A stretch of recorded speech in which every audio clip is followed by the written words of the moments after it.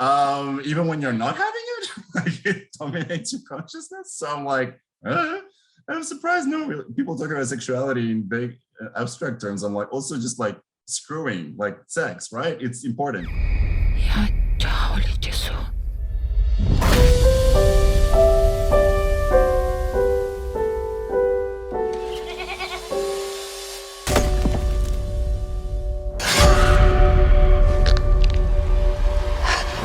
It's Jim Alexander with The Real Talker. Goran, looking sharp, by the way. I like the shirt and the hairdo. Very nice. I dressed in the dark at 6 a.m., so I'm glad it worked out. You did it right. I know we don't have much time, but I don't know what to think of this movie still. It's been a couple of days. Good. That's the response I was hoping for. I was wondering what sort of response would you, this movie is like anything I've seen. Some parts I hate, some parts I love. Like, it's a very polarizing movie that I can't really say I've seen before in so many ways. What sort of reaction were you kind of thinking people might have when they see that? Did you have anything in your mind? Because it's out there for sure. It's bold as hell. I mean, it's hard to sort of, I'm usually thinking of one person watching at a time, because I like, as much as, we're watching it collectively in the cinema, it's sort of like, to me, the way I always engage is like, I do feel like I'm alone and sort of someone is talking to me directly. Because to try and make it for a whole group of people is hard to anticipate, there's going to be a range of responses. So to me, there's just the ideal you're working towards. And it's a matter of someone walks into this feeling, essentially, of the two main characters, and is just wants, like, I want them to feel like they're under their skin. And then there's the dynamic between one of them kind of like, they both want as much as possible out of life, a full life in a very horrific, repressive setting. And they keep trying and trying, and it keeps blowing up in their face. And they go through like cycles of abuse and suffering. And then one of them retains a sense of hope and love and wanting to connect to people. And one of them it's completely extinguished. So to me, what I'm looking for is people to feel connected to them and ideally moved.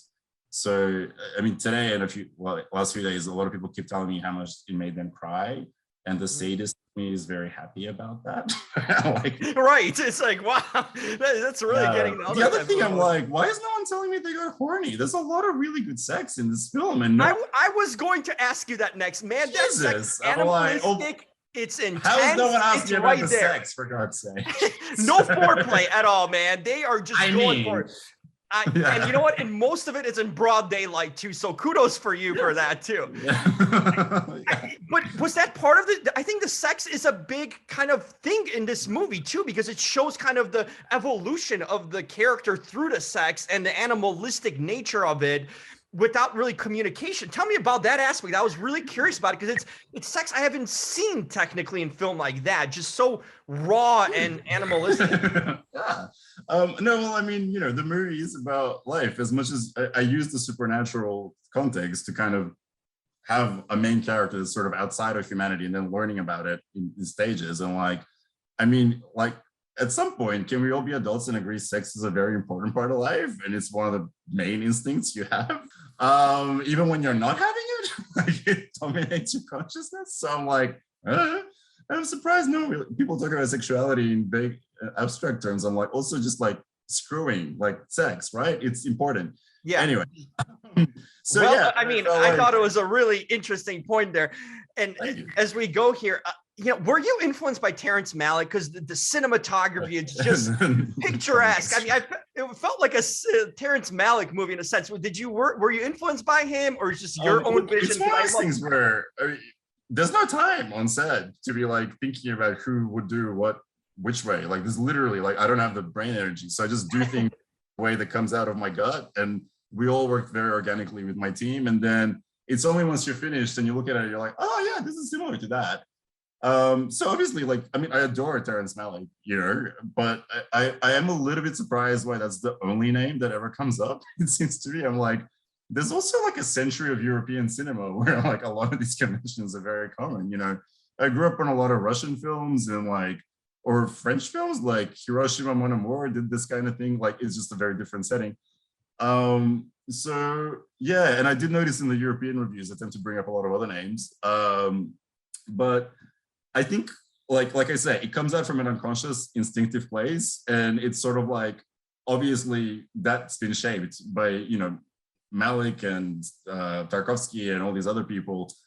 Marguerite Duras, Jane Campion, actually, I'm surprised never comes up, because I'm like, the voiceover watching the piano is when this kind of feeling struck me the first time, and I've been carrying it with me since I was little.